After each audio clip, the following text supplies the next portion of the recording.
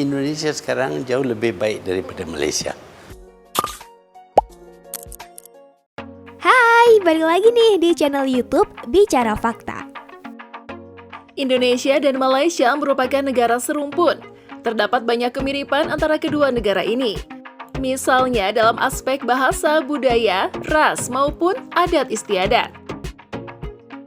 Akhir-akhir ini, banyak rakyat Malaysia yang sangat kagum dengan kemajuan yang dialami Indonesia. Lantas, apa saja hal yang membuat Indonesia lebih maju dari Malaysia? Berikut daftarnya. Eits, sebelum kita lanjut, jangan lupa klik tombol like, subscribe, dan juga nyalain notifikasinya supaya kamu tidak ketinggalan info terbaru dari kami. Pemerintahan yang lebih baik. Warga Malaysia menganggap pemerintahan Indonesia di bawah kepemimpinan Presiden Joko Widodo memiliki karakter yang cukup baik. Sejak ditangani oleh Jokowi, Indonesia memiliki karakter yang jelas dan berupaya untuk maju. Salah satu aspek penilaian ini didasarkan pada penanganan terkait pandemi COVID-19 di Indonesia. Pada mulanya, banyak warga Malaysia yang memandang sebelah mata penanganan pandemi COVID-19 di Indonesia. Mereka menganggap pemerintahan Indonesia kurang serius dalam melindungi warganya dari bahaya COVID-19 karena tidak diberlakukannya lockdown total pada seluruh sektor di tanah air. Namun, pemerintah Indonesia memilih strategi lain, yaitu pembatasan sosial berskala besar atau PSBB. Nyatanya, strategi ini dianggap lebih berhasil dari strategi lockdown yang diterapkan di Malaysia.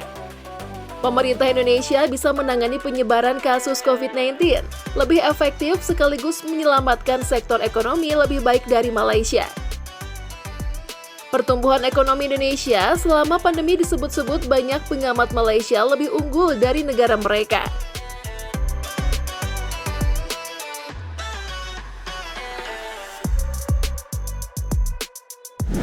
Investor lebih betah di Indonesia. Banyak pengamat politik di Malaysia berpendapat ketidakstabilan politik di Malaysia membuat banyak investor tidak mau berinvestasi di negara itu. Salah satunya Apple dan Samsung misalnya.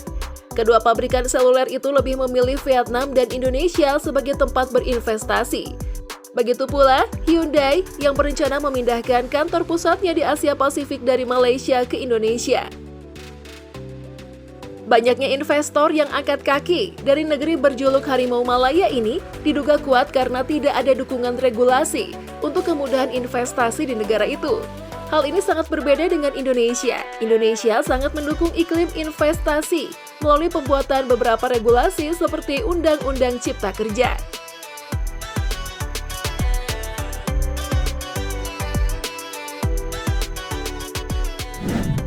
Adanya digitalisasi UMKM. Tren digitalisasi UMKM di Indonesia yang semakin meningkat membuat banyak pihak di Malaysia mengenai perekonomian Indonesia akan terus berkembang. UMKM Indonesia memang terus didorong untuk ikut serta dalam ekosistem perdagangan digital melalui berbagai platform jual beli.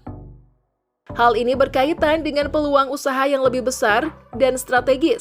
Digitalisasi ini merupakan salah satu kunci untuk memajukan sektor UMKM agar sesuai dengan perkembangan zaman di era modern ini. Sungguh hebat ya presiden kita saat ini.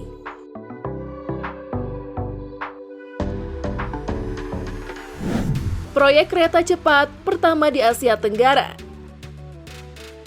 Meski proyek kereta cepat Jakarta-Bandung menuai polemik terkait biaya yang bengkak atau cost overrun, tapi pemerintah memastikan keberlanjutan proyek tersebut.